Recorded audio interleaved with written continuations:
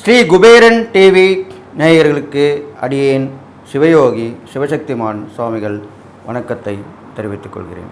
அன்பு நேயர்களே, இந்த பதிவில் சுக்கிர பெயர்ச்சி பலன்கள் தான் சொல்ல போகிறோம். 12 ராசிகளுக்குமே உண்டான சுக்கிர பெயர்ச்சி பலன் தான். அது வருகின்ற 26/7/2025 ஆகஸ்ட் மாதம் 20/8/2025 வரைக்குமே இருக்குது. கிட்டத்தட்ட ஒரு மாதம் இருப்பார். இந்த தடவை ஒரு 25 நாள் இருக்கார். இது வரைக்கும் ரிஷபராசியில் இருந்த சுக்கிரன் தன்னுடைய சொந்த வீட்டிலேருந்து மிதுன ராசிக்கு பயிற்சி ஆகிறார். அதை பற்றி தான் விரிவாக பார்க்க போகிறோம். பொதுவாக சுக்கிரன் தான் நாம் வாழக்கூடிய வாழ்க்கைக்கு எல்லா வசதிகளுமே செஞ்சு கொடுக்கக்கூடியவர். சுகபோக வாழ்க்கைக்கு சுக்கிரன் அப்படி தான் சொல்லப்பட்டிருக்கு. அப்பேற்பட்ட சுக்கிரன் இது நாள் வரைக்கும் ரிஷபராசியில் தன் சொந்த வீட்டில் அமர்ந்து அவரும் சந்தோஷமாக இருந்து மக்களுக்கும் சந்தோஷமான வரத்தையும் அருளையும் வாரி வாரி வழங்கி கொண்டிருந்தார். ஆனால் இப்பொழுது சுக்கிரன் அடுத்த ராசியாகிய மிதுன ராசிக்கு செல்கிறார். மிதுன ராசிக்குரியவர் புதன். சுக்கிரனுக்கும் புதனுக்கும் ஒற்றுமை ஓரளவுக்கு தான் உண்டு. பெருசாக சொல்ல முடியாது, அவர் ஓரளவுக்கு பரவாயில்ல. ஏன்னா புதன் விஷ்ணுடைய அம்சம், சுக்கிரன் லக்ஷ்மியோட அம்சம். அதனாலும் இருந்தாலும் ஏன் அப்படி சொன்னா, அந்த மிதுன ராசியிலே குரு பகவான் அங்கே அமர்ந்திருக்கிறார்.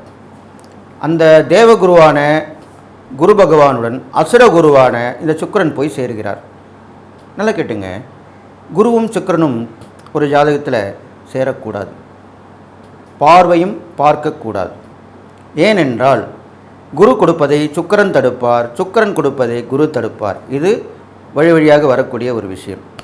ஜோதிடத்தில் மிகப்பெரியமான விதியாக சொல்லப்பட்டது. ரொம்ப கஷ்டப்படுவாங்க. 2 கட்டான்னு சொல்லுவாங்களே, அந்த மாதிரி தான்.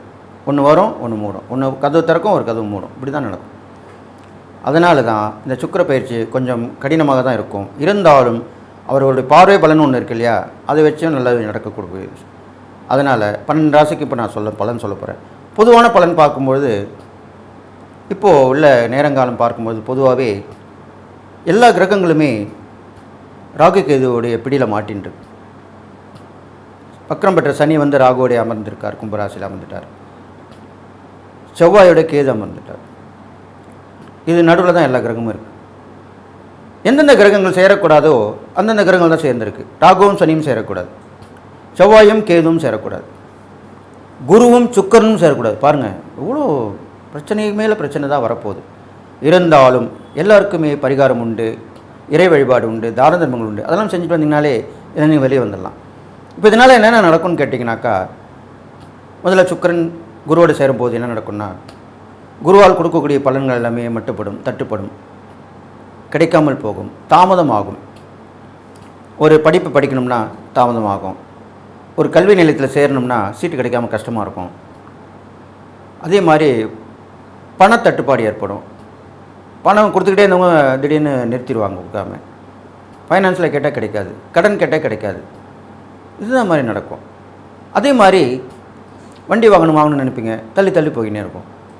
பெண்களுக்கு ஏற்ற அணிகலன்கள் அதெல்லாம் வாங்க பார்ப்பீங்க, துணிமணிகள் வாங்க பார்ப்பீங்க, அதெல்லாமே தள்ளி போகும். சுகபோகமான வாழ்க்கைக்கு தேவையானவற்றை வாங்கணும்னு நினைப்போம், ஆனால் தள்ளி தள்ளி போயிடும். ஏனென்றால் இந்த சுக்கிரனுக்கு அம்சத்துக்குரியதும் குரு அம்சத்துக்குரியதும் மாறி மாறி இருவரில் ஒருவர் தடுத்து விடுவார். இது நடக்கும்.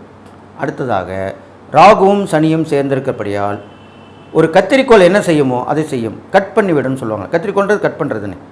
அப்போது வரக்கூடிய நல்ல விஷயங்கள் எல்லாமே தடைப்பட்டு இருக்கும். அதை தவிர்த்து கட் பண்ணி விட்டுடும், காணாமல் போயிட வச்சிடும். ஒரு சுபகாரியம் நடக்கும்னு நினைப்போம், அது தள்ளி தள்ளி போயிட்டே இருக்கும். ஒரு இடத்துல உதவி கேட்டிருப்போம், அது தரேன்னு சொல்லுவாங்க, பண்ணுறேன்னு வாங்க, அப்புறம் தள்ளி போயிடும். இப்படி தான் இந்த ராகு சனியால் செய்யப்படுது. செவ்வாயும் கேதும் சேர்ந்திருக்கும் போது என்ன தெரியுமா, மிக மிக மோசமான விளைவுகள் ஏற்படும். சமீபத்தில் பார்த்தீங்கன்னா கண்டிப்பாக சொல்லி ஆகணும் இந்த பதிவில். காவல்துறைக்கு கெட்ட பேர் வந்துன்னே இருக்குது. அவங்க அதுக்கேற்ற மாதிரி நடந்துக்கிட்டு இருக்காங்க. அந்த செவ்வாய் கிரகம் என்றது என்ன, காவல்துறைக்கும் இராணுவத்துறைக்கும் உரிய கிரகம் செவ்வாய் கிரகம். அப்பேற்பட்ட கிரகம் கேதுவோடு சேர்ந்தால் கேது போல் கெடுப்பார் இல்லைன்னு சொல்லியிருக்காங்க ஜோதிட சாஸ்திரம். அப்போ கேது, அந்த கெடுக்கக்கூடிய கேதுவோட செவ்வாய் சேர்ந்திருக்கு இல்லையா, அதுவும் சிம்மத்தில் சேர்ந்திருக்கு இல்லையா, சூரியன் வீட்டில். அப்போது கண்டிப்பாக இதில் வந்து அரசாங்கத்திற்காருக்கும் பதில் சொல்ல வேண்டியிருக்கும். காவல்துறை செய்யும் தவறுகளுக்கெல்லாம் அரசாங்கம் பொறுப்பேற்கக்கூடிய நிலை வரும். இப்போ அப்படி தானே ஏற்பட்டிருக்கு. அது உண்மைதான். அது இந்த ஜாதகப்படி கிரகப்படி தான் நடந்திருக்கு. அப்போது மோசமான பின்விளைவுகள் ஏற்படும். அப்போ வந்து தவறான உறவுகள், காவல்துறைக்கு கொண்டு போகக்கூடிய விஷயங்கள் எல்லாமே தடுமாற்றத்தோடையும் தடையாகவும் பின்விளைவுகளோடையும் பிரச்சனையாகவுமே தான் இருக்க போகுது. அதனால் இது பொது பலன் சொல்லியிருக்கேன். இதை நீங்கள் உஷாராக கேட்டு நடக்கணும். அடுத்ததாக இப்போ நம்ம சுக்கிர பயிற்சி பார்க்க போகிறோம் 12 ராசிகளுக்கும். சிம்மராசி நேயர்களே, உங்களுக்கு உண்டான இந்த சுக்கிர பயிற்சி பலன் பார்க்கும் பொழுது உங்கள் ராசிக்கு சுக்கிரன் 11ஆம் இடத்துக்கு வந்திருக்கிறார். 11ஆம் இடம் என்ன? லாபஸ்தானம். இருந்தாலும் அந்த லாபஸ்தானத்திலே ஏற்கனவே குரு இருந்து உங்களுக்கு நல்ல பலன் கொடுத்துருந்தார். குரு 11 இருந்தாலே நல்ல விஷயம் தானே. பொதுவாக எந்த கிரகம் 11ஆம் இடத்துல இருந்தாலுமே நல்லதான் செய்யும். அப்படி தான் குரு இப்போ இதனால் வரைக்கும் கொடுத்துட்டு வந்துருந்தார். திடீர்னு ஒரு முட்டுக்கட்டை, திடீர்னு ஒரு தடங்கள், திடீர்னு ஒரு பிரச்சனை என்னன்னு கேட்டிங்கன்னா இந்த சுக்கிரன் குருவோட போய் சேர்ந்ததுனால தான், இந்த சுக்கிர பயிற்சியில்.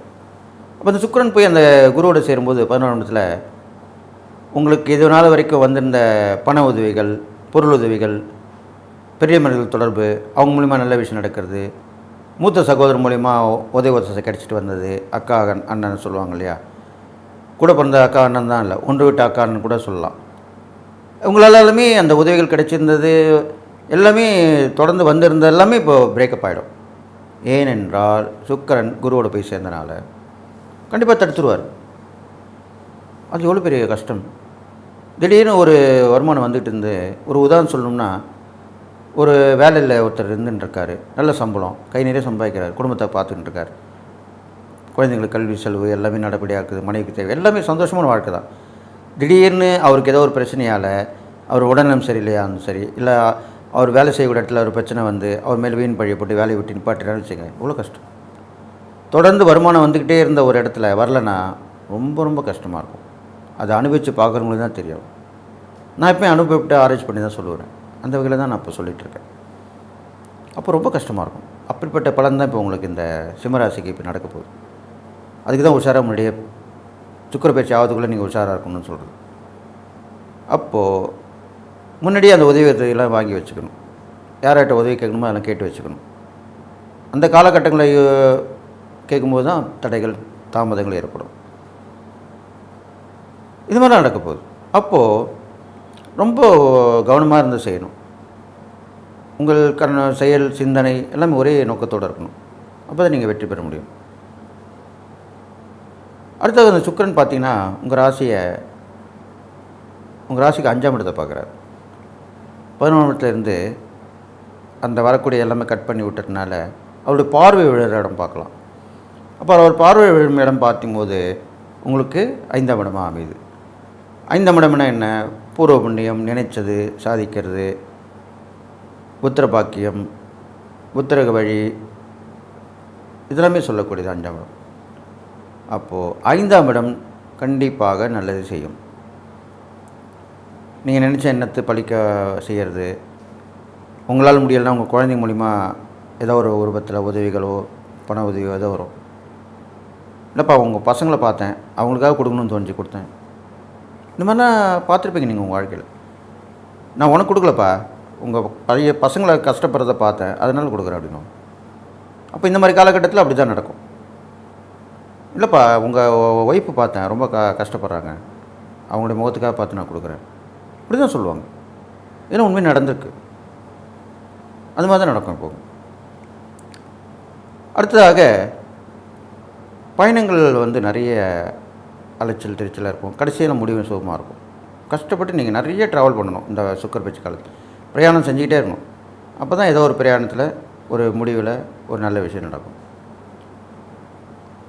வெளிவட்டார பழக்கவழக்கங்கள் வந்து நீங்கள் ரொம்ப கவனமாக கையாளணும். சிம்மராசிக்காரன் பெரும்பாலும் நட்பு உறவுலாம் குறைவாக தான் இருக்கும். ஏன்னா அவங்க தனிச்சு தான் இருப்பாங்க, தனிமை தான் விரும்பியிருப்பாங்க. எல்லோருடைய மிங்கில் ஒரு டைப் அவங்க கிடையாது. அப்போ என்ன பண்ணணும்?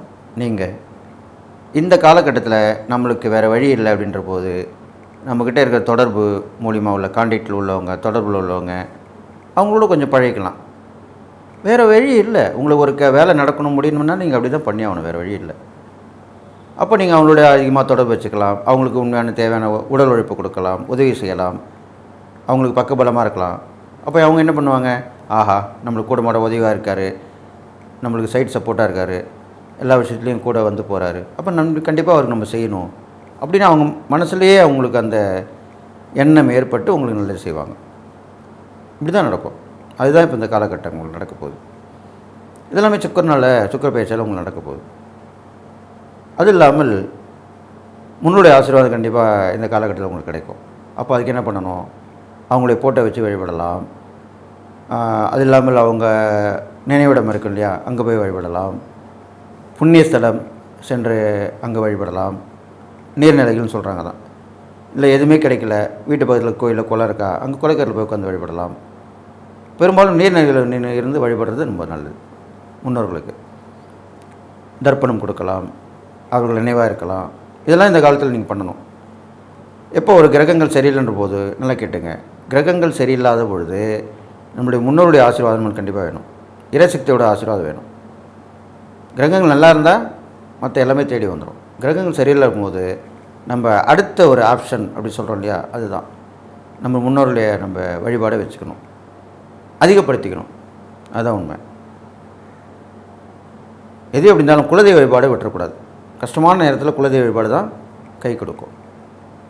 அப்போ நீங்கள் என்ன பண்ணணும், சிம்மராசிக்காரங்க குலதெய்வ வழிபாடை மேற்கொள்ளணும். அப்போ கண்டிப்பாக நல்லது நடக்கும். நீங்கள் செய்யக்கூடிய இறை பரிகாரம்னு பார்க்கும் பொழுது உங்கள் ராசியாதிபதி சூரியனுடைய அம்சம் சிவன் தான் சொல்ல போகிறாங்க. அப்போ எல்லாம் உள்ள அந்த சிவபெருமானை வழிபட்டு வரலாம். பழமையான சிவன் கோயில் போயிட்டு வரலாம். அக்னித்தலம் என்று சொல்லக்கூடிய திருவண்ணாமலைக்கு போயிட்டு வரலாம். அது இல்லாமல் சக்தியோடு சேர்ந்த சிவன் அர்த்தநாரீஸ்வரர் அங்கே போயிட்டு வரலாம். இதெல்லாம் பண்ணிட்டு வரலாம். தாயார் வழிபாடு பண்ணிட்டு வரலாம், பெருமாள் வழிபாடு பண்ணிட்டு வரலாம், எல்லாமே பண்ணலாம். பெரும்பாலும் பெண் தெய்வங்களை இந்த காலகட்டத்தில் வழிபடணும். சுக்கிர பயிற்சிக்கு அதுதானே கரெக்டாக இருக்கும். அப்போது பெண் தெய்வ வழிபாடு உங்களுக்கு முன்னேற்றத்தை தரும். விரதம் இருக்கலாம், செவ்வாய் வெளியில் வழிபாடு பண்ணிட்டு வரலாம், தொடர்ந்து வழிபாடு பண்ணிட்டு வரணும். இறை நாமாக்களை சொல்லி வர வேண்டும், அது ரொம்ப முக்கியமானது. கலியுகத்தில் என்ன சொல்கிறாங்க, பக்தியால் தான் இறைவனை சென்றடைய முடியும் அப்படின்னு சொல்லக்கூடிய இது மாதிரிலாம் பண்ணிட்டு வந்தனால உங்களுக்கு நல்லா நடக்கும். சாதுக்களுக்கு நீங்கள் நிறைய தானதனம் பண்ணணும். துறவிகள், சாதுக்கள், இல்லற சன்னியாசி, இப்போலாம் நிறைய இல்லற சன்னியாசி ஆகிடுறாங்க. ஏன்னா குடும்பத்தை கல்யாணம் குடும்பத்தில் இப்போலாம் தாங்க முடியல அவங்களால. அந்த காலத்து மக்கள்லாம் நல்ல குணங்களாக இருந்தாங்க, நல்லா தாங்கினாங்க, ஒருத்தருக்கு விட்டு கொடுக்காமல் இருந்தாங்க. கடைசி காலத்தில் தான் அவங்க ஒரு சில சன்னியாசி வாங்கி போனாங்க. இப்போலாம் வந்து பெரும்பாலும் கல்யாணம் பண்ணிட்டாங்கனாலே டைவர்ஸ் ஆகிடும், கொஞ்ச நாள் வெறுப்பாக இருப்பாங்க, கருப்பி கல்யாணம் பண்ணணும் பண்ணுவாங்க. சில பேர் வந்து உடனே சன்னியாசி வாங்கி போயிடுவாங்க. ஆகக்கூடி பார்க்கும்போது இப்போது இல்லற சன்னியாசிகள் தான் அதிகமாக இருக்காங்க. அப்போ அவங்களுக்கு நீங்கள் உதவி பண்ணிட்டு வரலாம். நிறைய தானம், அவங்களுக்கு தேவையான உதவிகள், பொருட்கள் வாங்கி கொடுக்குறது, உணவு, உடை, இது மாதிரிலாம் பண்ணலாம். சில பேர் தங்குறதுக்கு இடம் இல்லாமல் இருப்பாங்க, அங்கே எங்கேயா போய் சேர்த்து விடலாம். இல்லை உங்களுக்கு வசதி இருந்தால் கொஞ்சம் ஏதாவது கட்டி கொடுக்கலாம், இது மாதிரிலாம் பண்ணலாம். பெரும்பாலும் இந்த திருவண்ணாமலை பார்த்திங்கன்னா இப்போ தொடர்ந்து அன்னதானம் நிறைய இடத்துல கொடுத்துட்டு வராங்க. நான் சொன்ன விஷயங்களுமே அங்கே நடக்குது. அந்த மாதிரிலாம் பண்ணிட்டு வரலாம். இதெல்லாம் செஞ்சுட்டு வந்தீங்கன்னாக்கா கண்டிப்பாக உங்களுக்கு சுக்கிர பயிற்சியில் கண்டிப்பாக நல்லதாக நடக்கும். அதனால் சுக்கிரனுடைய இருக்கும் இடத்துடைய பலனும் பார்வை பலனும் சொல்லியிருக்கேன். கவனமாக கேட்டு நடந்துட்டு நான் சொன்ன இந்த இறை பரிகாரங்கள் தானே பண்ணிட்டு வந்தீங்கன்னா இந்த சுக்கிர பயிற்சி உங்களுக்கு எல்லா வகையிலுமே ஏற்றமாக இருக்குன்னு சொல்லி, எல்லா நலமும் வளம் பெற்று வாழ்வீங்கன்னு சொல்லி வாழ்த்தி விடைபெறுகிறேன். நன்றி, வணக்கம். ஸ்ரீ குபேரன் டிவியை பார்த்தமைக்கு நன்றிகள். மேலும் இது போன்ற தகவல்களை தெரிந்து கொள்ள ஸ்ரீ குபேரன் டிவியை சப்ஸ்கிரைப் செய்யுங்கள். மறக்காமல் பெல் ஐக்கானை கிளிக் செய்யுங்கள்.